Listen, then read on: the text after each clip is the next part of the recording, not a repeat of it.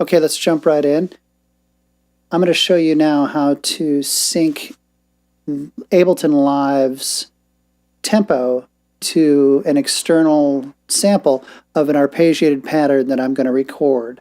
So kind of the reverse of how we did it on the last video. I'm going to sync the DAW to the pattern coming in. Here we go. So I'll record it now.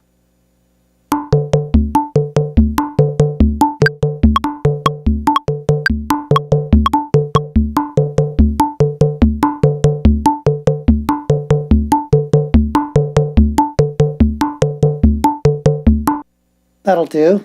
We'll boost it up a little bit, like we did last time. And we're going to proceed like we did last time when we used warp. And I'm going to find the begin point and set that with the marker. Okay, so in searching for the correct start point, I'm going to find that this will probably be the best place to do it. I'll set 1 to 1 here.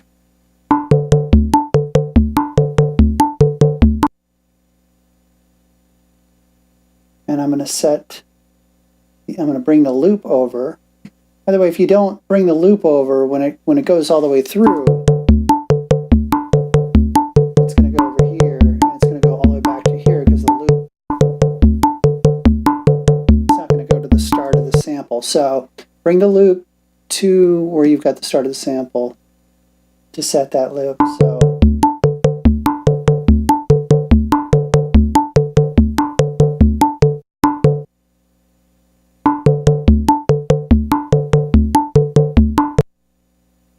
I think we're good to loop it here. Bring it in and check it.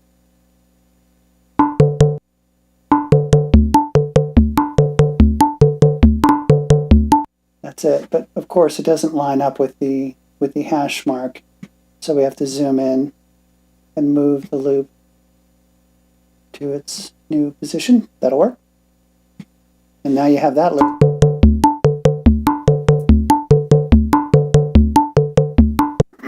Now, this is how you do it without using warp.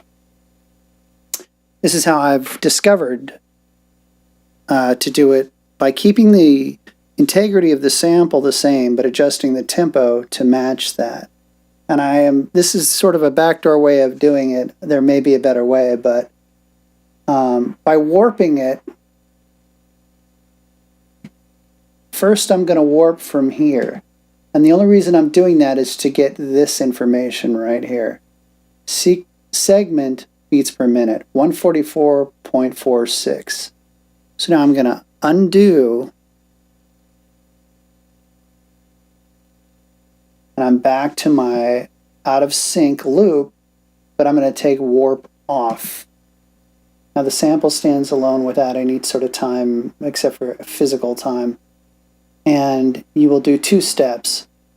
One is you will set the tempo to what we learned the segment BPM was, which was 144.46. Now if you hit play, you'll hear that it's in sync.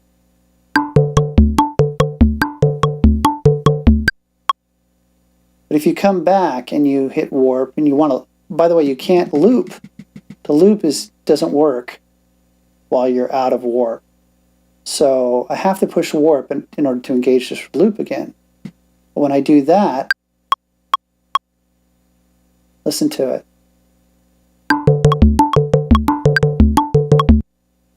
Now it's out of sync again. So go back out of warp, control the sample itself, control click, and you will see crop sample.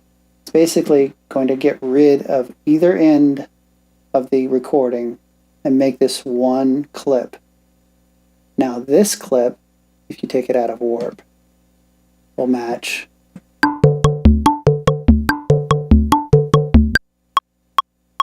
Oh, didn't hit loop.